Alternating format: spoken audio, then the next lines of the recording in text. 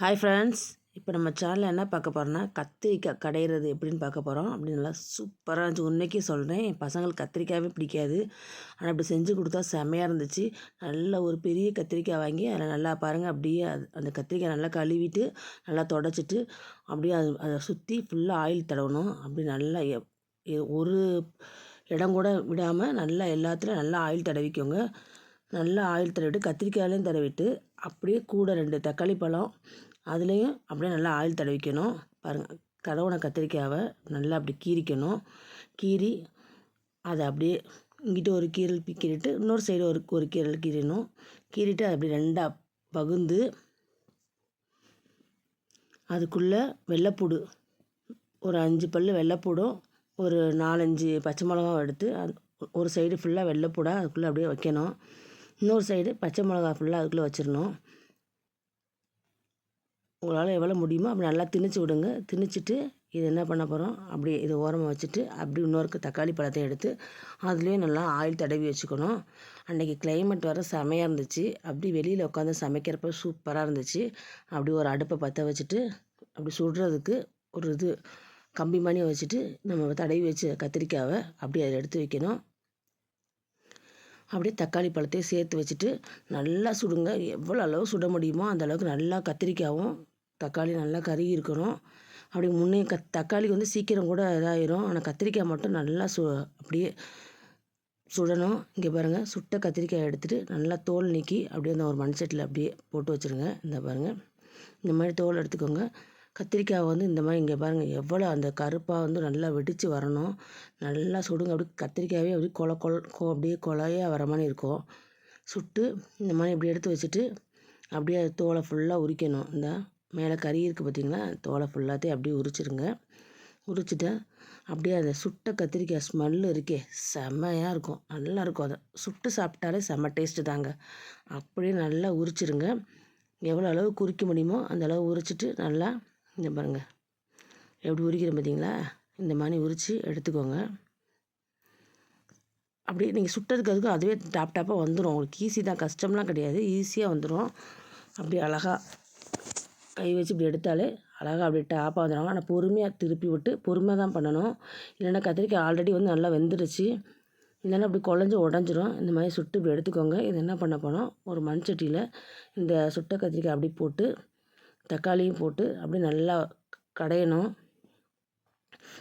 நாங்கள் கடையிற மண்சட்டி வச்சுருக்கனால அதிலே போட்டு உப்பு கொஞ்சம் போட்டு இந்த பார்த்திங்களா, இந்த மாதிரி நல்லா முன்னையும் பின்னே விட்டு நல்லா கடைஞ்சிருங்க. செமையாக நல்லா கடைஞ்சி எடுங்க. சூப்பராக கையிலே கடையலாம். ஆனால் சூடாக இருக்கனால மண்சட்டியில் போட்டு நல்லா பருப்பு மத்தி எடுத்து நல்லா கடையணும். இங்கே பாருங்கள், இந்த மாதிரி நல்லா அப்படி கடைஞ்சிக்கோங்க. நல்லா செவத்தை ஒட்டி மண்சட்டியை வச்சு இந்த பாருங்கள் எப்படி கடையணும். அப்படியே அழகாக அதுவே இதாயிரும். ஒரு எலுமிச்சம்பழம் அளவு புளி ஊற வச்சு அந்த புளி தண்ணியை அதில் அப்படியே சேர்த்துக்கோங்க. அதையும் சேர்த்து நல்லா கட்டியாக கரைச்சி அதையும் சேர்த்து அதையும் ஊற்றி நல்லா அப்படி கடைங்க.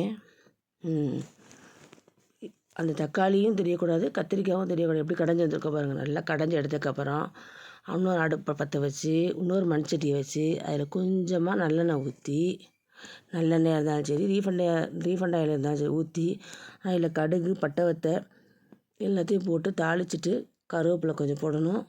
பாருங்கள், அது வெடித்ததுக்கப்புறம் நல்லா சின்ன வெங்காயம் கொஞ்சோண்டு வெள்ளைப்பூடு, ஆல்ரெடி அதிலே வெள்ளைப்பூடு போட்டிருக்கோம், இதுலேயும் கொஞ்சம் நறுக்கி வச்சுருக்கோம். சின்ன வெங்காயம் நிறையா போடுங்க, 2 நறுக்கி சூப்பராக இருக்கும். கொஞ்சம் மஞ்சத்தூள், கொஞ்சம் மிளகாத்தூள், நல்லா காரத்தை இருந்தாப்புல மிளகாத்தூள் கொஞ்சம் போட்டுக்கோங்க. போட்டு நல்லா அப்படி கிளறுங்க. இந்த மாதிரி கிளறிக்கணும். நல்லா வெங்காயம் நல்லா வதங்கணும். அப்படியே கொஞ்சம் காஷ்மீர் மிளகாய்த்தூள் கொஞ்சம் போட்டோம். காரத்துக்கான சாதாரண மிளகாய்த்தூள், அப்புறம் கொஞ்சம் காஷ்மீர் மிளகாய்த்தூள் அதையும் சேர்த்து நல்லா கிளறி விடுங்க. பெருங்காயத்தூள் கொஞ்சம் போடுங்க. போட்டு நல்லா பாருங்கள், அந்த எண்ணெயே இல்லாமல் ட்ரை ஆகி உங்களுக்கு எவ்வளோ தேவையோ அதில் கருவேப்பிலை சேர்த்துக்கோங்க. தாளிக்கிறதுக்கு என்னென்ன தேவை அதெல்லாம் சேர்த்துட்டு நம்ம கடைஞ்சி கத்திரிக்காயும் அப்படியே அதில் சேர்த்துக்கணும். சேர்த்து நல்லா கிளறி விடுங்க. இங்கே பாருங்கள், தண்ணி ஊற்றணும் அவசியமே இல்லை, அதிலே இருக்கும். ஆனால் கொஞ்சம் ஊற்றிக்கலாம், ஒன்றும் பிரச்சனை இல்லை. அப்படியே கிளறி விட்டு இங்கே பாருங்கள், தண்ணியெலாம் கொஞ்சம் ட்ரை ஆகி நல்லா ஒரு பச்சடி பதத்துக்கு வரும். சூப்பராக இருக்கும். இந்த பாருங்கள், உப்பு பார்த்துக்கோங்க, உப்பு பத்தலைன்னா போட்டுக்கோங்க. அப்படியே செமையாக கத்திரிக்காய் பச்சடி ரெடி ஆகி கீழே இறக்கிட்டோம். அதுக்கு சைடிஷ் வேணும்ல, அதுக்காண்டி ஒரு தோசைக்கல்லை வச்சு நல்லா வாழைக்காய் ஃப்ரை பண்ணி நல்லா எடுக்க போகிறோம். பாருங்கள்,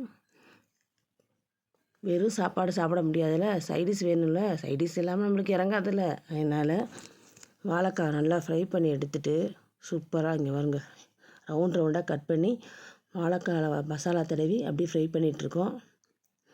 கொஞ்சமாக கருவேப்பிலை ஆட் பண்ணி அப்படியே முன்னையும் பண்ணையும் விட்டு ஃப்ரை பண்ணி எடுத்தால் இந்த கத்திரிக்காய் பச்சடிக்கும் வாழைக்காய் ஃப்ரைக்கும் அடடா செமையாச்சு. அப்படி சூடான சாதத்தை போட்டு சாப்பிட்டா செம்ம டேஸ்ட்டு. இங்கே பாருங்கள், வெளியே மழை, இங்கே உள்ள சாதம் அப்படி போட்டு சாப்பிட்டா சூப்பராக இருந்துச்சு ஃப்ரெண்ட்ஸ். நீங்களும் இதே மாதிரி உங்கள் வீட்டில் ட்ரை பண்ணி பாருங்கள். என் பிள்ளைய கத்திரிக்காய் தொக்கே சாப்பிட மாட்டாங்க, அதை செஞ்சு கொடுத்தா சூப்பராக சாப்பிட்டாங்க. மறக்காமல் நம்ம சேனலை லைக் பண்ணுங்கள். தேங்க்யூ ஃப்ரெண்ட்ஸ், பாய்.